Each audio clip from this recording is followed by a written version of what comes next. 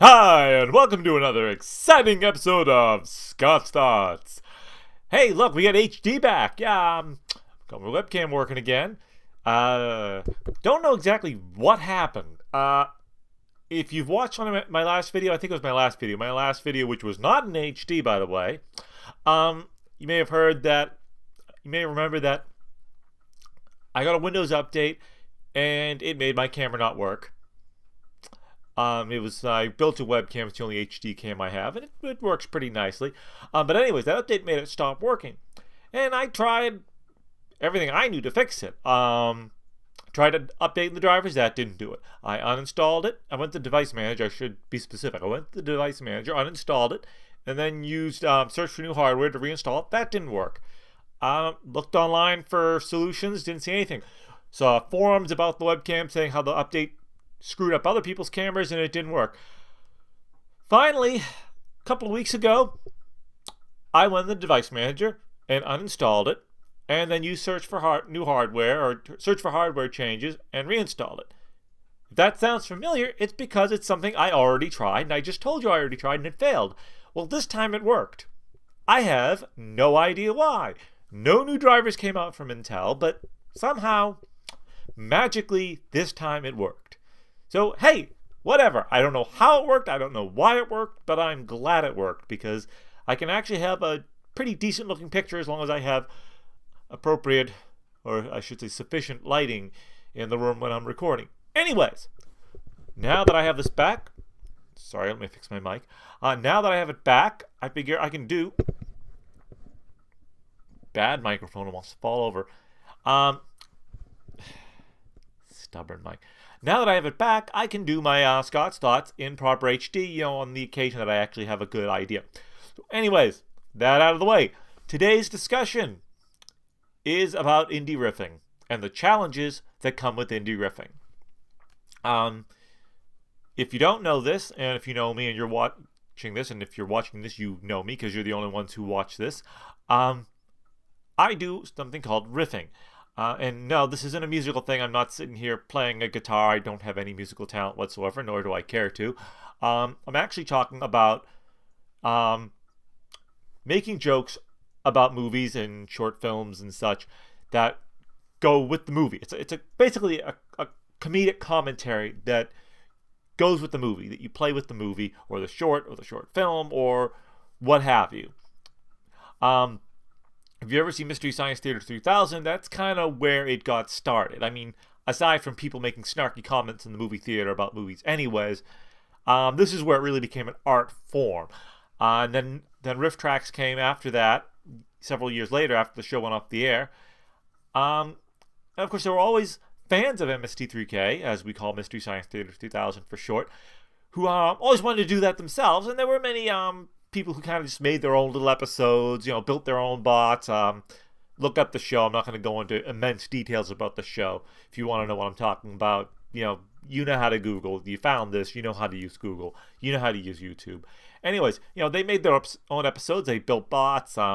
They made sets, and they made their own episodes. But it really became a lot easier to do when Rifftrax opened up the option to sell your riffs through their site, which was really cool because a lot of us now who always wanted to do this got a chance to do it and put our work out where people who are interested in such things could find them, or so we thought, and we're going to get into that. As I said, this is what the challenges of indie riffing. That's what we'd call this, indie riffing, because we're not professional riffers like Mystery Science Theater 3000 or Rifftrax or Cinematic Titanic, which was also created by people who were on MST3K, primarily the Mads and the original host, Joel Hodgson. So the challenges of indie riffing. So Rifftrax launched what they called iRiffs. I think it was around 2008, 2009, somewhere around there, after the site had been online for a couple of years, and they'd gotten a little steamroll and people knew it was there. And of course, a lot of people who wanted to riff immediately jumped on board, myself included, although I take a while because I riff by myself, so I do all the work by myself. There are people who work in groups, they can work faster because, they have more heads to put together to do the writing and editing and all the work that goes into riffing. But yeah, they launched that, and we all started jumping on, selling our riffs, and there were a lot of good groups came out of this, and some not so good groups. Some people who tried it and they kind of disappeared. You had groups like let's see, the Sinister Theater. They're a great group. I haven't seen anything new from them in a little while, but I mean, I understand for them a lot of things is just life happens and time, life goes on, and you get to a point where you really can't do it like you used to. You get a spouse and a family and kid, and full-time jobs, and you just really don't necessarily have the time to do that. Fortunately for me, or unfortunately as it may be, I have no life, so I still have time to do these things. But yeah, let's see. Sinister Theater, Horrific Productions, again, really haven't done a lot in a while, but they got married, had a kid. Again, you can look these guys up. I'm not going to go into immense detail. You have Rifftrax, who are still around, and they're fantastic, and they have their own site. I strongly encourage you check them out. I think they call their site the Order of the League because they actually banded together with a couple of other riffing groups, even though they're pretty much the only one that are actually still actively riffing. Let's see, there's Riffraff Theater, who actually, I think they came out before Rifftrax even went online.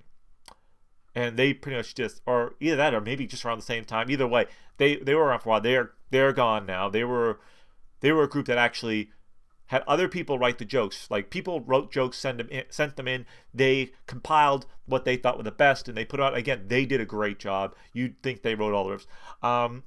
Let's see. You have One Man Band, another solo riffer like myself. You have One Wall Cinema. Yeah, both one. Who are actually not too far from me. I'd really love to get together and do a riff with them sometime. If they're watching this and they'd like to do a riff, reach out to me on the forums, guys. I would really love to team up sometime. I'm Fires. We could call it like Firewall or something, like One Wall Cinema and Fires combined as Firewall to riff whatever it is we decide to riff. I mean, it'd be really cool because we're both Massachusetts based, so we probably have similar references and ideas because we have similar culture from the area. I'm getting off on a tangent here, but I'm passionate about this thing. So you have all these groups that went on there, and then you had some people whose names I don't even remember because they were like one-shot deals.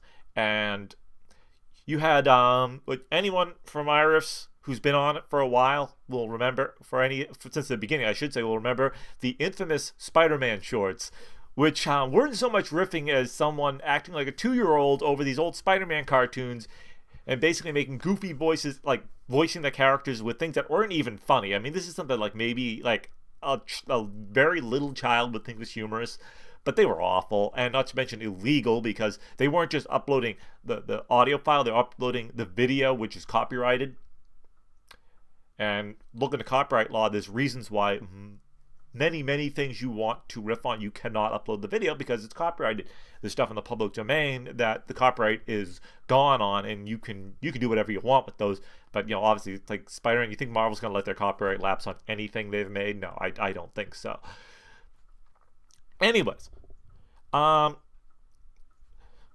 were around for a while, and we could upload to iRiffs, and many of our riffs are still available on there. But one of the challenges that came to us, and this isn't really the biggest challenge, well, it's one of the biggest challenges for me, but it's not the only challenge, is that Rifftrax took iRiffs down for a while to update their site. They said it was going to be a few months. It was a couple of years, or maybe it was a year. It was a long time. Came back on. Then a couple of years later, they did another site upgrade, took iRiffs down, said, it'll be down for a couple of months. It's still down.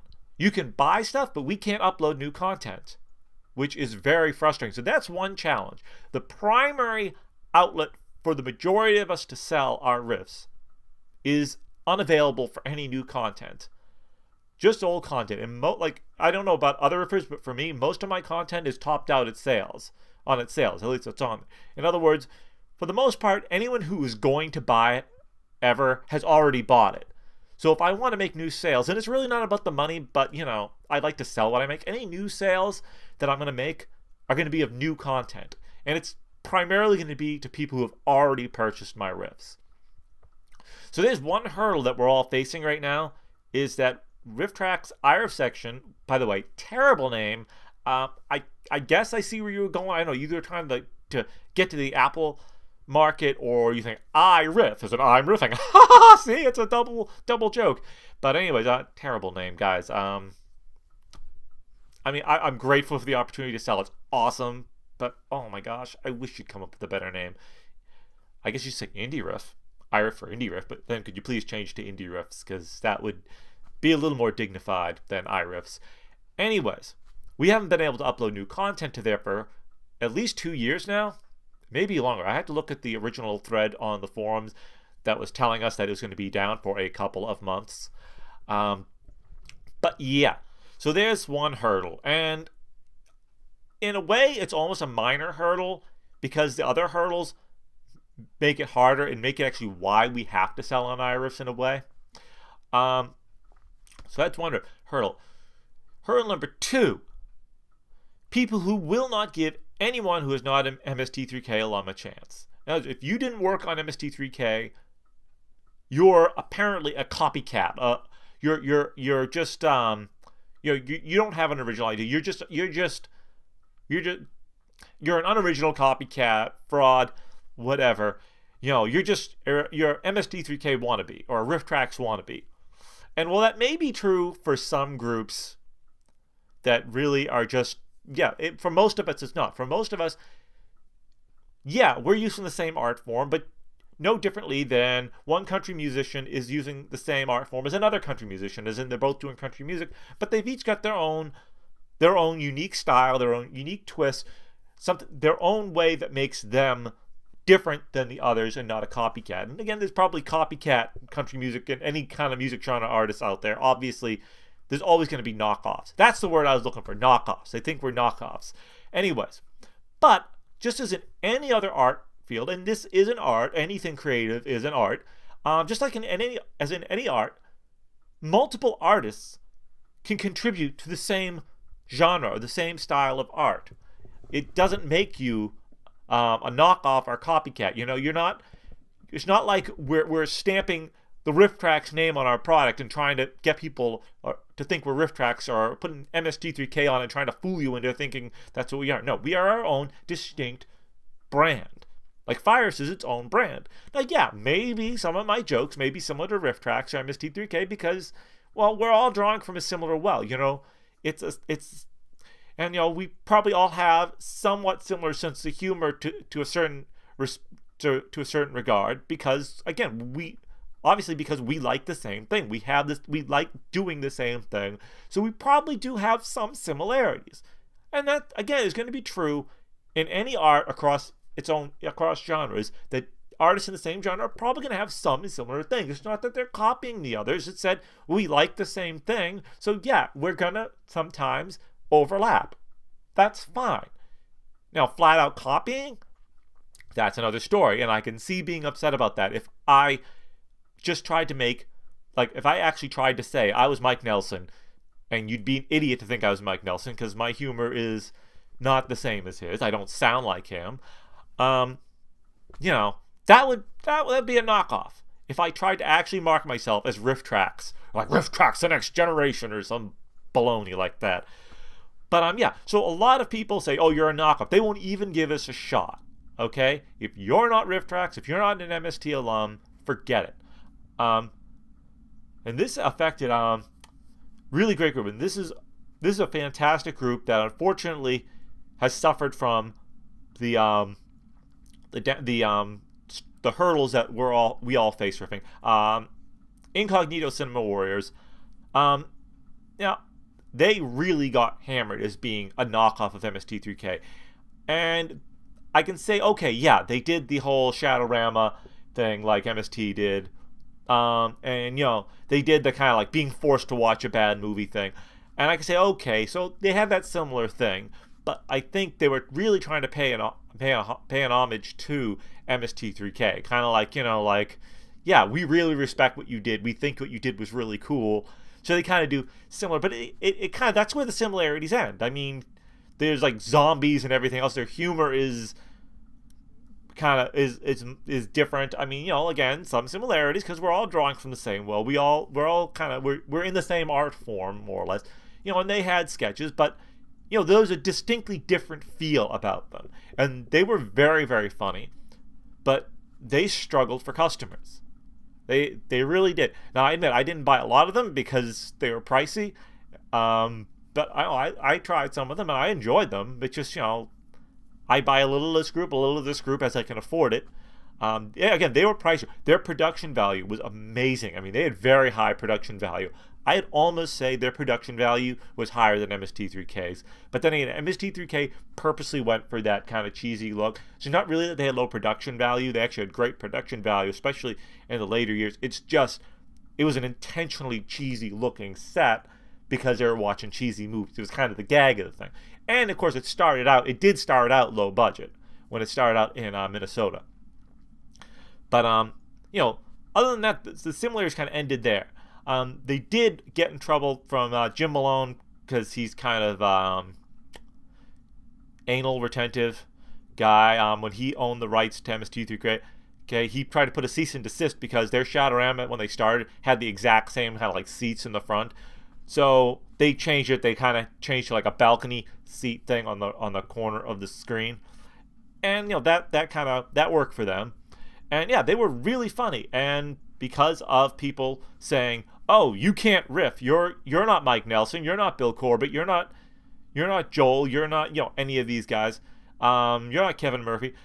They suffered, and they have since given up on riffing because they can't make the money to justify the expenses. They don't get the views to justify the expenses because, again, they're very high production value. So as much as I don't think it was really about the money for them, they had to at least make enough money to cover their expenses. Very understandable, and I don't blame them. They're very funny, but you got to do you can't put yourself into bankruptcy for a hobby. These people have families and lives and jobs, and they can't put this kind of investment into their hobby if they're going to lose money on it.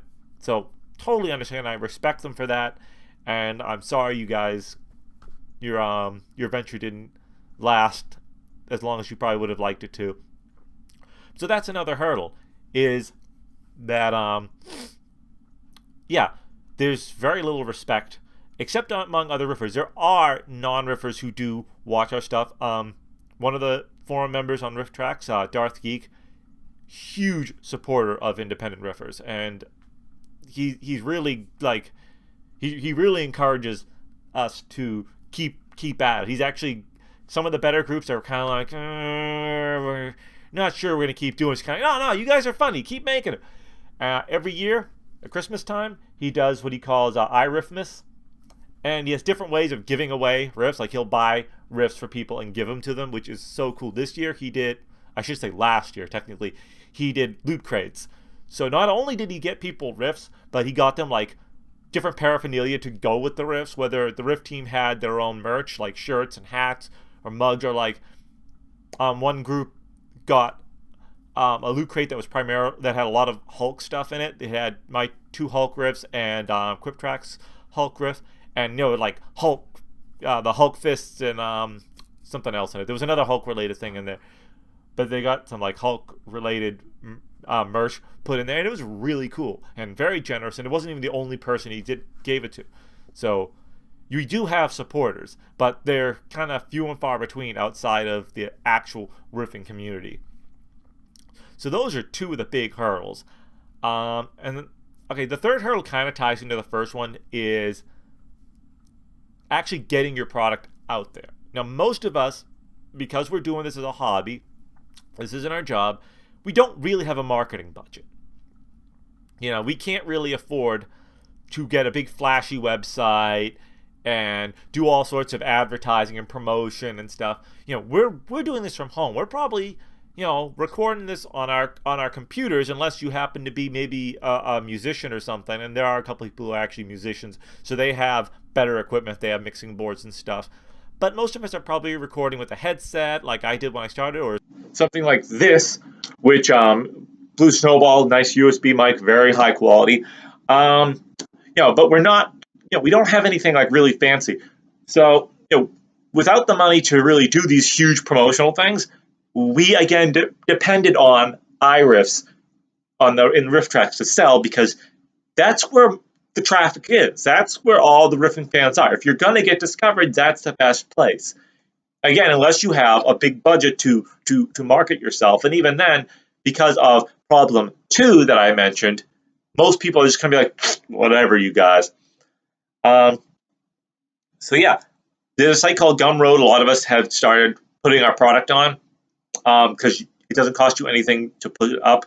They have a very low fee per sale, so that there's no cost to have that up there. You just have a merchandising fee that you pay, that comes out of each sale, and it's pretty small. And then you get paid. I have it directly to my bank account through PayPal. I think they'll send you a check if you want, but it's the 21st century, so keep it all digital, electronic. It's a lot easier. And we can get paid through there, but how do you market it? Because the way it's set up, there isn't you don't go to gumroad.com and people say, oh, check out this guy's new work or whatever. It doesn't really work like that. Basically, we have to be our own advertising team. And again, for us, that's not really an option. Now, Rifftrax has their own site, as I mentioned earlier, and they do pretty well because they actually started before iRiffs was a thing. I think that was the group that started before Rifftrax even came out, because everyone else for their riffs has a sync voice like Rifftrax has, where we say a line of dialogue over a line of dialogue in the movie, so that you're synced up. They have a couple of beeps on scene transitions that they use every now and then to help you sync. And I think because they came out before Rifftrax, they had that idea before Rifftrax came out with a sync voice, which the rest of us, for the most part, use. And both work fine. But yeah, they did that first. But they have a site, and they sell through there. And I don't know. I don't know how much they make, but apparently they seem to have the means to support a site. So a big challenge is just getting ourselves out there. So even people who actually are interested in riffing can find us. I'd really like to have an indie riffing site that we can all sell through, so we can kind of pool our resources and make ourselves a little more visible.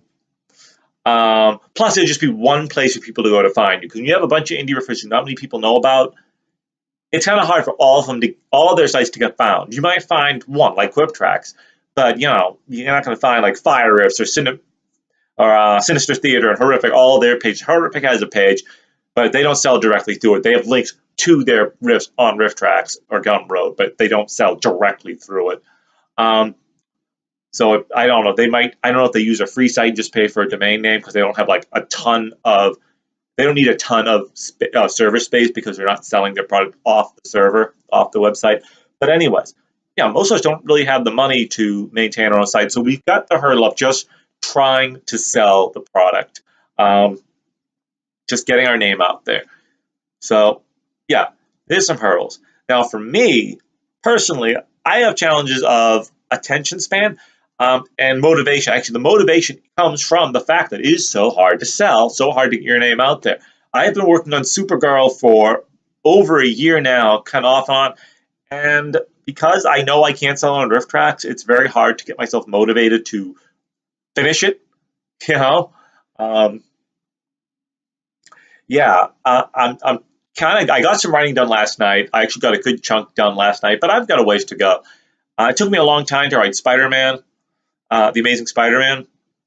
That was it was a submission track where I had people submit jokes, but only one person submitted. But it was still, it helped get some writing done, and it gave some variety, and it's an attempt to get some engagement with your audience. Like, oh, I want to get my riff in there, But it's just motivation when you're probably not going to sell much.